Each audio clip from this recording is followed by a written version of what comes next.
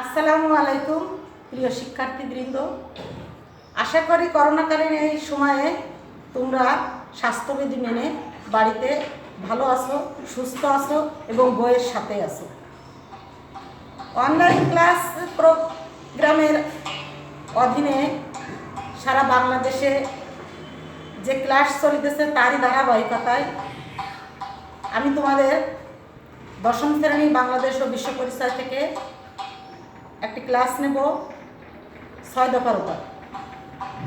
আমি হামিদা পারভিন, সহকারী শিক্ষিকা, তুলারামপুর মাধ্যমিক বিদ্যালয়, তুলারামপুর, নড়াইল। আমরা আজকে যে স্বাধীন সার্বভৌম বাংলাদেশে বসবাস করছি,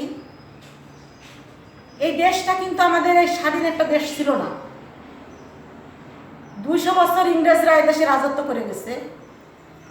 তারা ফরাসিরা আসছে, ওলন্দাজরা আসছে, ডাচ, বিভিন্ন সময় বিভিন্নরা ব্যবসা বাণিজ্যের উদ্দেশ্যে এখানে এসে এই সোনার বাংলাদেশে ব্যবসা বাণিজ্য করার উদ্দেশ্যে এসে তারা এখানে তাদের রাজত্ব করার পরিকল্পনা নেয় এবং 200 বছর তারা রাজত্ব করে।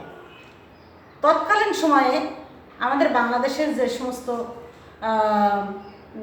আমরা বাস করতাম, আমরা খুব অত্যাচারের ভিতরে, নিপীড়নের ভিতরে, নির্যাতনের ভিতরে ছিলাম। সমগ্র ভারত উপমহাদেশ ইংরেজের শাসনের অধীনে চলে যায়। সুলতানি আমল, মোগল আমল, এই সমস্ত আমলে এই ইংরেজদের শাসনে জর্জরিত হয়ে তারা আন্দোলন করে, সংগ্রাম করে। এরপর আসে ফরাজি আন্দোলন, তিতুমিরের আন্দোলন, বিভিন্ন আন্দোলন, ফকির আন্দোলন, বিভিন্ন সময় বিভিন্ন আন্দোলন সংগ্রামের পরে ইংরেজরা এদেশ থেকে হটতে বাধ্য হয়। 1947 সালে ইংরেজদের থেকে আমরা মুক্ত হয়ে আমরা ভারত পাকিস্তান দুটি স্বাধীন সার্বভৌম স্বাধীন রাষ্ট্র পাই। কিন্তু আমরা এই পূর্ব বাংলা যারা ছিলাম, এই পাকিস্তান এবং ভারত দুটো রাষ্ট্রের উদ্ভব হয়। একটা ছিল পূর্ব পাকিস্তান, পূর্ব অংশকে বলা হতো পূর্ব পাকিস্তান, আর পশ্চিম অংশকে বলা হতো পশ্চিম পাকিস্তান। পূর্ব বাংলায় বা পূর্ব পাকিস্তানে আমরা যারা ছিলাম, আমরা সবসময় পশ্চিম পাকিস্তানিদের দ্বারা নির্যাতিত, নিপীড়িত, নিষ্পেষিত এবং শোষিত হতাম। 56% লোক ছিল বাংলা ভাষাভাষী, তা সত্ত্বেও তারা আমাদের উপর উর্দুকে চাপিয়ে দেওয়ার প্রচেষ্টা চালায়, যার পরিপ্রেক্ষিতে 52 সালে ভাষা আন্দোলন শুরু হয়। সেই ভাষা আন্দোলনে আমাদেরকে রক্ত দিতে হয়েছে। ভাষা আন্দোলন থেকে শুরু করে আমরা এক এক করে 66 6 দফা, 69 গণ অভ্যুত্থান, 70 নির্বাচন, তারপর 71 মুক্তিযুদ্ধ, তারপর আজকে স্বাধীন বাংলাদেশের অভ্যুদয়। এর পিছনে অনেক ইতিহাস আছে।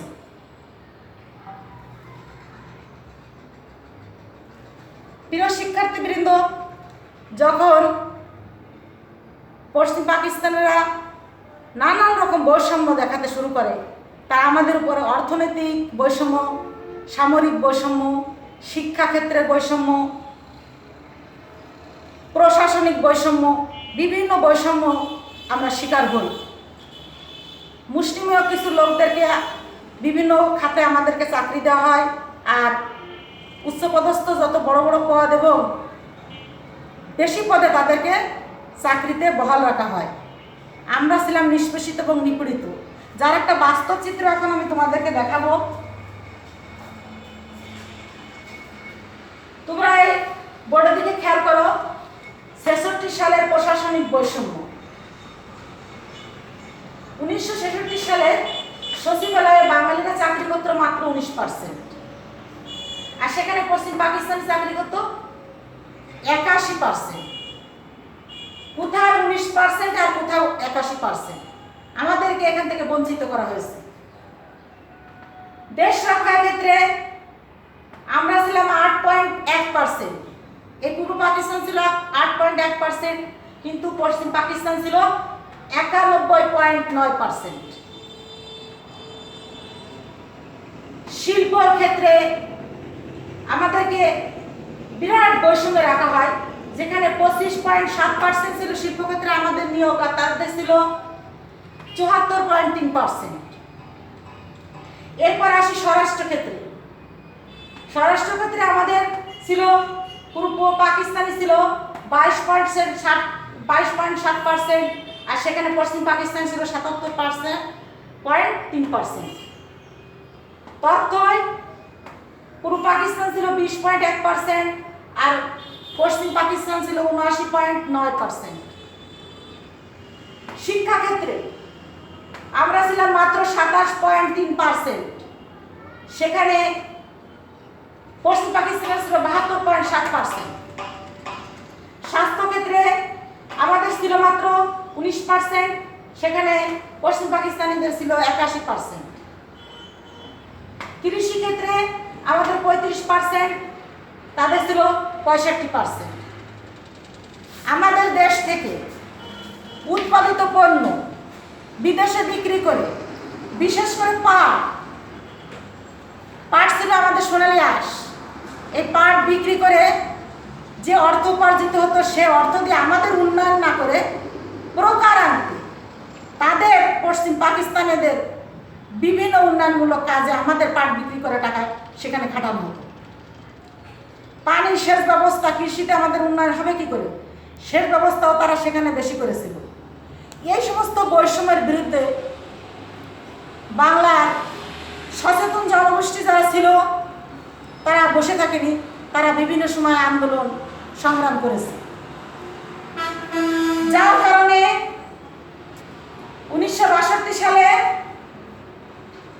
তৎকালীন সাবেক প্রধানমন্ত্রী শহীদ সোহরাওয়ার্দী হোসেনকে গ্রেপ্তার করা হয়। শেখ মুজিবুর রহমান সাহেব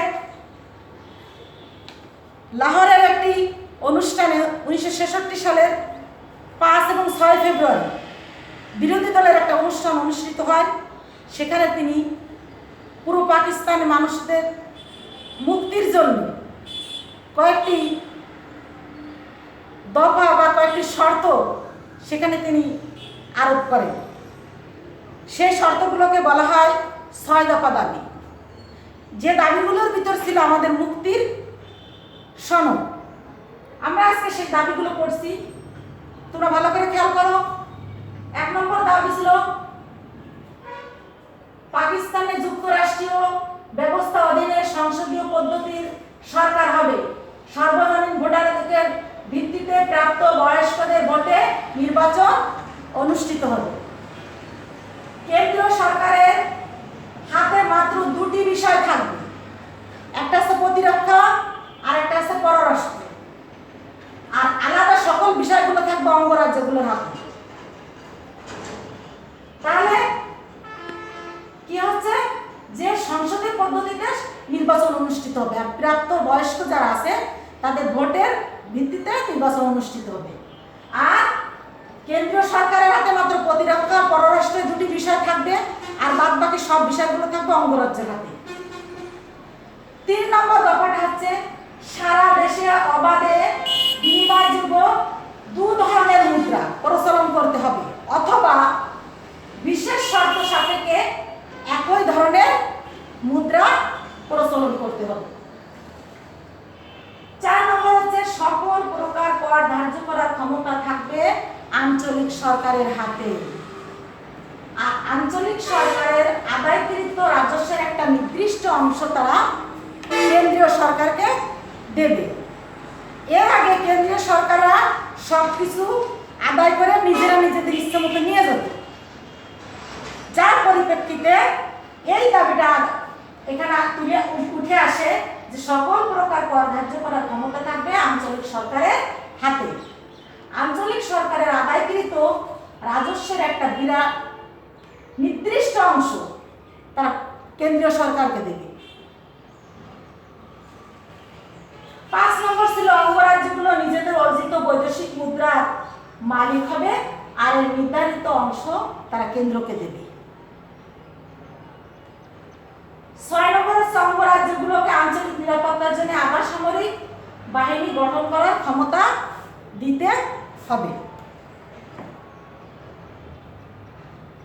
এই 6 দফা আইয়ুব সাহেব মেনে নিতে পারেননি। তিনি এটাকে বিচ্ছিন্নতাবাদী কর্মসূচি হিসাবে আখ্যায়িত করেছিলেন এবং এর জন্য দায়ী করেছিলেন বঙ্গবন্ধু শেখ মুজিবুর রহমানকে। 6 দফা আসলে বাঙালি জাতির মুক্তির সনদ। একটি জাতি হিসেবে, একটি দেশের নাগরিক হিসেবে আমাদের যা যা দরকার ছিল সব কিছু 6 দফার ভিতরে চলে আসছিল। এটা তারা মেনে নেয়নি। এর পরিপ্রেক্ষিতে আন্দোলন সংগ্রাম হয়। এরপরে আগরতলা ষড়যন্ত্র মামলা হয়। সেখানে শেখ মুজিবুর রহমানকে আসামি করে আরও 34 জনকে, মোট 35 জনকে আসামি করে তাদেরকে জেলখানা আটক করা হয়।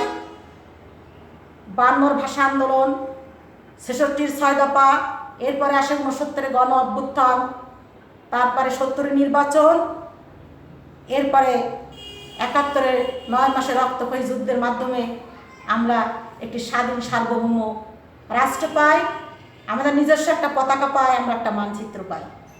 প্রিয় শিক্ষার্থীবৃন্দ, আজকে যে স্বাধীন বাংলাদেশে তোমরা বাস করছো, স্বাধীনভাবে কথা বলছো, এ অধিকার একদিনে আদায় হয়নি।